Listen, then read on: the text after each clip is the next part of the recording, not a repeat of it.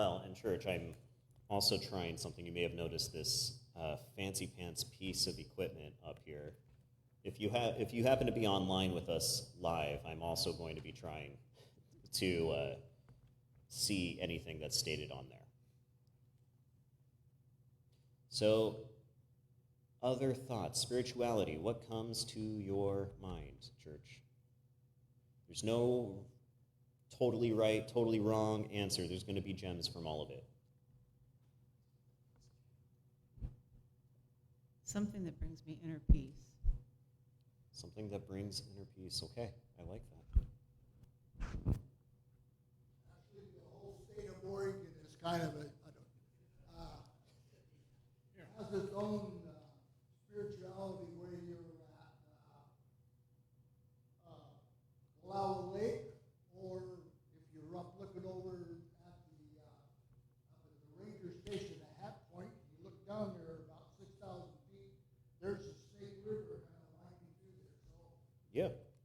and there's a lot of great falls in the state of Oregon that are pretty inspiring also. Okay. Look at these. Thank you. So another check mark in the nature category, I think. Yes. Read it.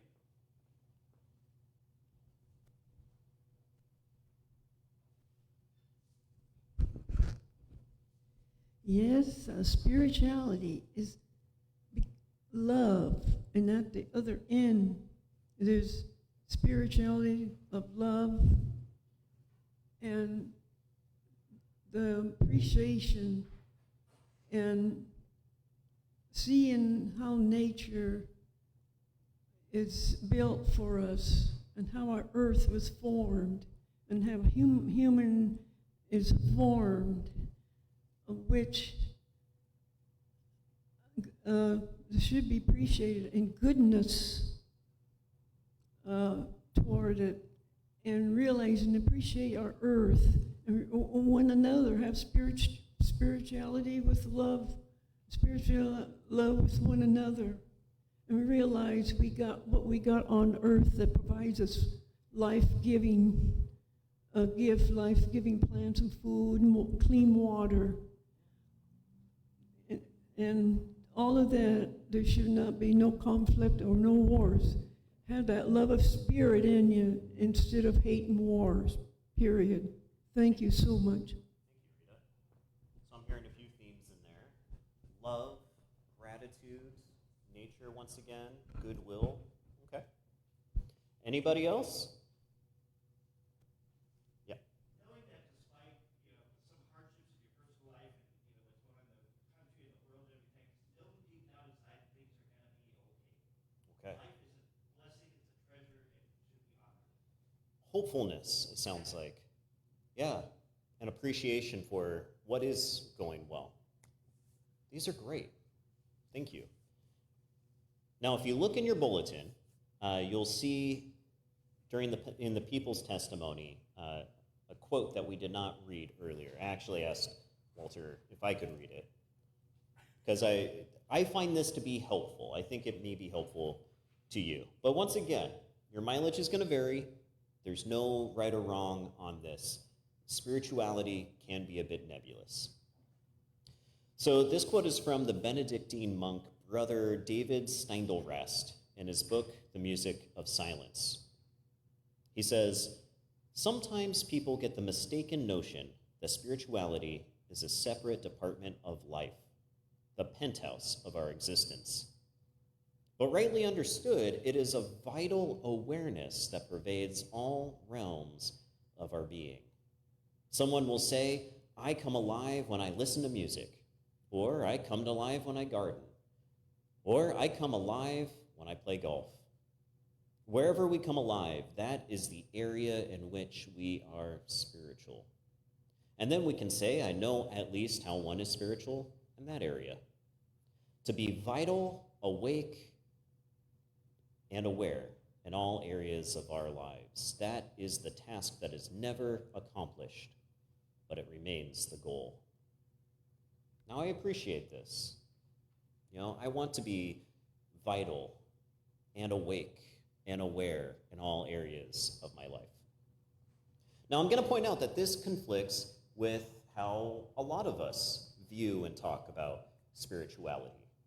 You know, it's very common in our modernist, Western, Eurocentric lens to see, we see this as spiritual and that is unspiritual, or even secular, right? This is religious, this is non-religious. This is sacred, this is profane. The word profane originally just meant not sacred, ordinary. And now it means something much more than that, right? It's that naughty word you shouldn't be saying. I'm going to stay over by this because it sounds like my mic is not doing what it should be, right? No, I've got two batteries here if you want to take this out. I'll be tied here. You all don't mind, right? Grace upon grace. It's probably going to be more annoying for me than anybody else just because I've got those wandering hands and feet. We talk about spirituality as our inner lives, our souls. And the other areas, well, they're not spiritual. Now, I think that these splits are often, they're arbitrary, aren't they? I think they're dualistic, and they're not serving us particularly well. And this is part of why I don't like Paul's language of flesh versus spirit. Now, it's a reference to Platonic Greek thinking. And I bet it had value as a helpful reframing of those ideas during his time. This was a common way that people viewed the world. It sounds like it's how Paul viewed the world. It's not a Hebrew way of viewing the world, or at least not originating there. It's Grecian. This is during the age of the rise of Neoplatonism, so to speak. You may be familiar with a lot of these ideas, even if you can't remember who Plato is. But a lot of it's that dualistic stuff, you know? And even though I think that this was beneficial for the people who are receiving this letter from from Paul, not Plato, historically, this type of teaching it became oppressive in that the body and matter in general is seen as separate from and lesser than the spiritual and immaterial. Now, many of us have come to think that the spiritual is all that matters, and we've disconnected from the physical. We can even say that what happens to the physical around us doesn't matter. And that includes our bodies, our planet, and all that dwell on it. Well, they just don't matter. When I was in Bible college, we'd say it this way: well, it's all going to burn. And we'd use it as an excuse for our apathy or even our feelings of helplessness, right? Well, it doesn't really matter in the end. But I agree with the writers of Genesis 1 and 2. I believe that the Spirit connects us and that the Spirit breath of God fills us, fills the animals, saturates the earth. And so I quibble with the dichotomy that Paul's presenting here. But I do recognize that he's always using metaphor to explain deeper concepts, and he's using Greek ideas already within the cultural worldview to talk about these things. So I don't want to lose the insight he's offering because of the baggage that I carry with me on this text. Now in it, he's talking about what pursuing the Spirit looks like as opposed to what the flesh wants, right? And what he's talking about when he says flesh, well, it goes beyond like our instinctual, creaturely desires. The behaviors he lists here are mostly toxic, right? Can we agree on that? Now, some of you might be like, hey, that witchcraft one, how's that a little toxic? I'm not entirely sure. There is an origin of that word with pharmakeia, and in the witchcraft of their day, they would often make potions. I'm not sure if that's what he's talking about, I'll be completely honest. But if it is, I can see how whipping up concoctions and imbibing them can potentially be toxic, right? So that one I'll give a, I don't know. But the rest of them can certainly be harmful to an individual or a community at large, especially when it's the norm, when it's the default. I think that what he's getting at here is embedded behaviors. And part of the reason I think that is because he goes at length to talk about how we don't need to do those things, which means he's talking to people who feel kind of like they do, right? There's a level of helplessness sometimes when it comes to our toxic coping. At least I think so. Now, to Paul's list, I would add some of my own toxic embeddedness, my own toxic coping. I mean, he really should have repression in there. Come on, Paul. He should have overly religious zeal, but he doesn't. I have a feeling he defaults to it, probably, right? He doesn't have in there people-pleasing. Elsewhere he does talk about people-pleasing, but not in this, right? That would have been helpful for me during my childhood or when I was in Bible college, but it's not in this list. The kind of stuff that he's talking about goes against the intent of the Torah or the law that he mentions here. And elsewhere, Paul says that he sees the intent of the Torah as being fostering the love of others and the love of God. And then he gets into this list of like the fleshy things, the embedded things. These are things that Paul really wants them to know. They don't have to be enslaved to use his language. They don't have to act in these ways. He sees some of the good news of Christ simply being that they can have vitality in life. And then he gets into what he sees as freedom from toxicity and aliveness looking like. Now, before I get into there, I do want to address there are certainly things in our life that we're always going to have to deal with, right? We all have these things. I'm going to be 80 years old, still dealing with the people-pleasing stuff. But I take to heart the hopefulness here, that maybe I will be less of a people-pleaser tomorrow than I am today, right? I will have less fear of the emotions that sometimes scare me, the reason why I do repress from time to time, tomorrow than I do today, right? We can carry hope with us, that we don't have to be helpless to these things. I don't want to over-spiritualize this, though. And I think if we tap into the definition I brought up earlier, to be aware and awake and vital in all areas of our lives, that doesn't mean we spiritualize or religify all of the things that we are contending with in our daily life, our own toxic embeddedness. We can use the tools that are available to us, and we should be using the tools that are available to us, right? So anyway, when he's talking about this life of hope, he brings up the fruits of the Spirit as these positive characteristics. A passage that you've probably heard, 50 times if you've been going to church long enough. And these are values, most of which are countercultural virtues in their culture.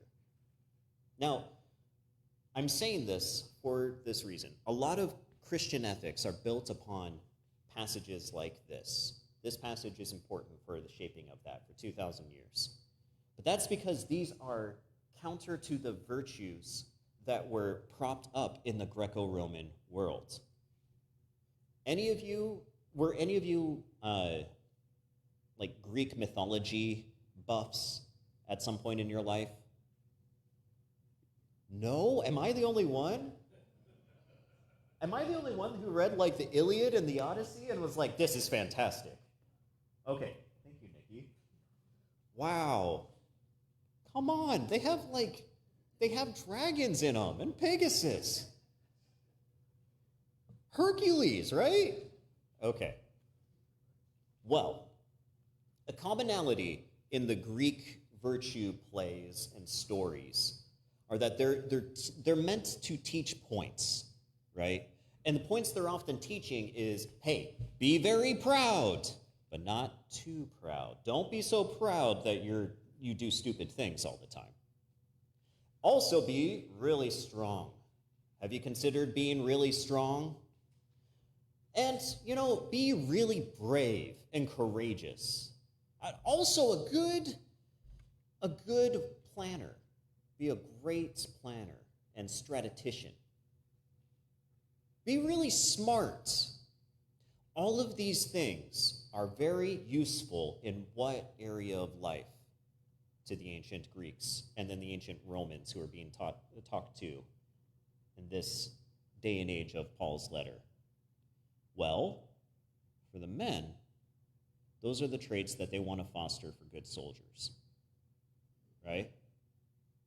In the ancient Roman world, there was a heavy, heavy emphasis on what we would see as macho-ness.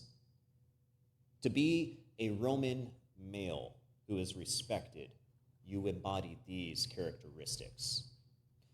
And what Paul is saying, and this goes to the whole community, not just the guys, not just the fellas in this text, he's lifting up these other virtues that are not hypermasculine.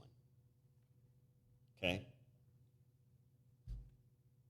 And there's something worth diving into there, I think, because it goes beyond the pragmatic nature of the Roman upper class. And rather than looking at this list as a checklist of do this and do that, he's listing these things that people can live into, these values.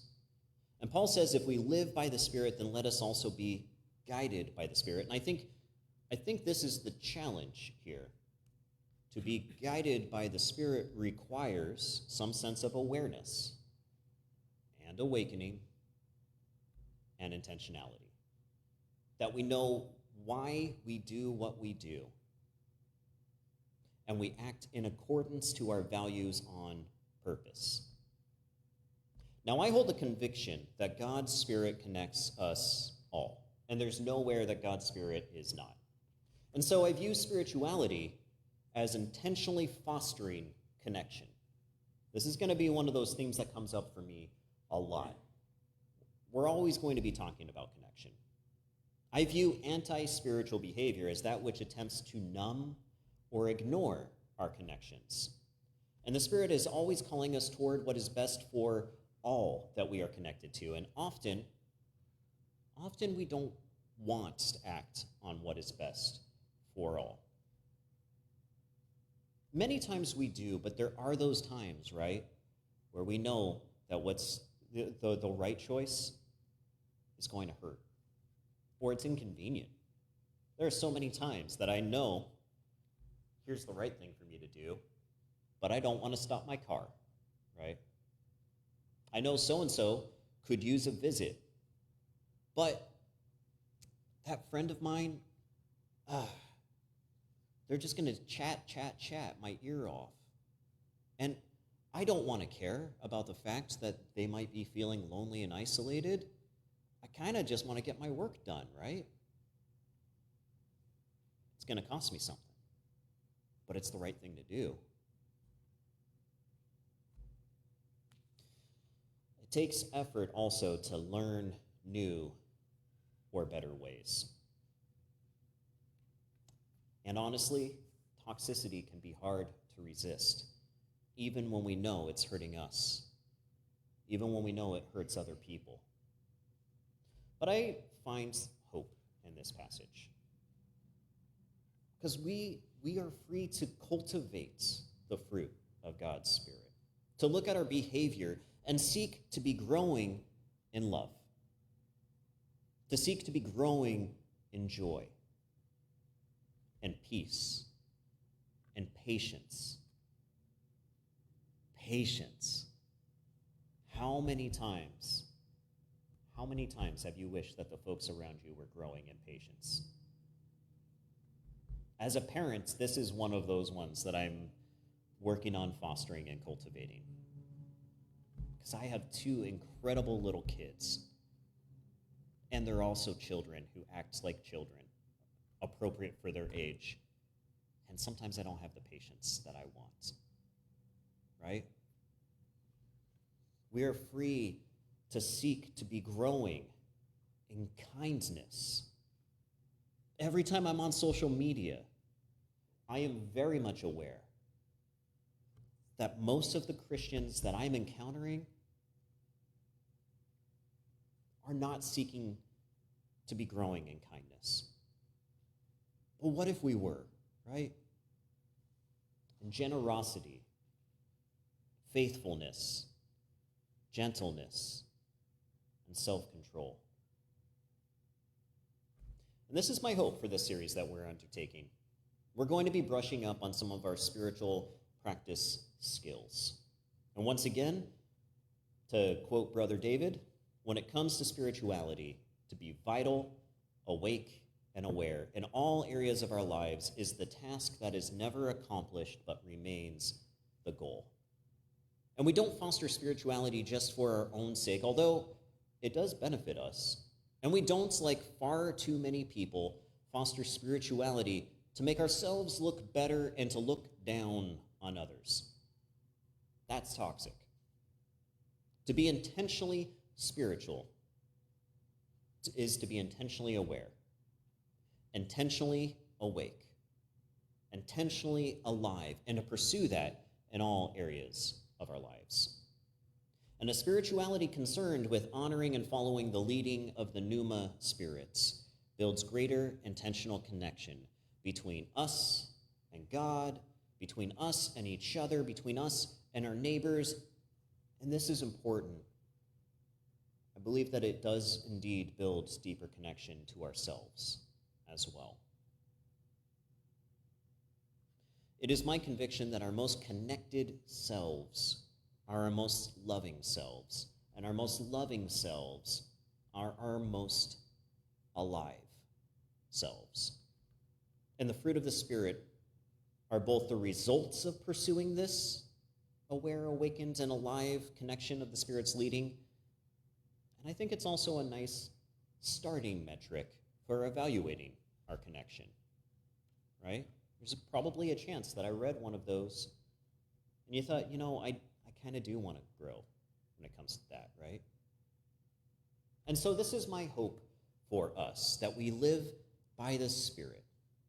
We follow the Spirit. We cultivate the Spirit's fruits in our lives.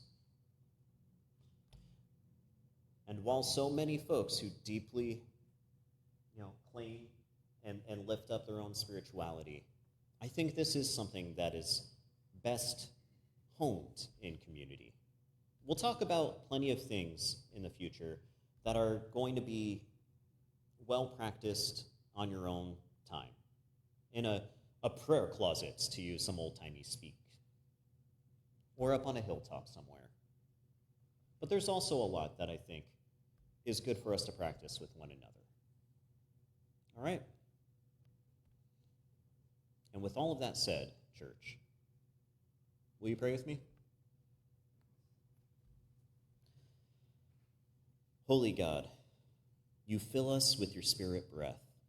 You are everywhere we are and where we are not. You know and care for all the parts of us. You bind us together. You seek that we grow in your values. Guide us, Lord. Help us to live by you, Spirit. Amen.